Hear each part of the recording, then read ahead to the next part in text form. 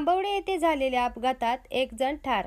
कोल्हापूर बांबवडे ते कोकरूड रोडवर झालेल्या अपघातात विनायक दत्तात्रय पोळवणकर वय वर्ष 40 राहणार पोस्ट ऑफिस जवळ कोकरूड तालुका शिराळा जिल्हा सांगली यांचा शुक्रवार दिनांक 24/5/2024 रोजी दुपारी 2च्या सुमारास मोटरसायकल आणि कमांडर या समोरासमोर धडक होऊन विनायक हे गंभीर जखमी झाल्याने त्यांना 108 ॲम्ब्युलन्समधून त्यांच्या नातेवाईकांनी उपचारासाठी CPR रुग्णालयात दाखल करण्यात आले असता त्यांचा दुपारी 5च्या सुमारास मृत्यू झाला.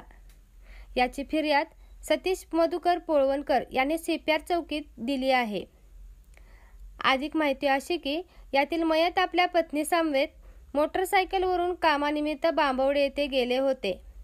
परत येत असताना बांबवडे ते कोकरूड मार्गावर त्यांच्या मोटरसायकलची आणि कमांडर गाडीची समोरासमोर धडक झाल्याने विनायक गंभीर जखमी झाले.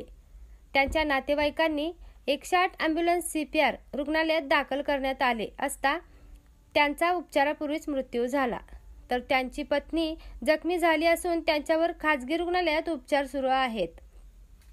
विनायक यांचे कोकरूड येथे स्टेशनरीचे दुकान आहे. त्यांना 2 लहान मुले आहेत. या अपघाताची नोंद CPR पोलीस चौकीत झाली आहे.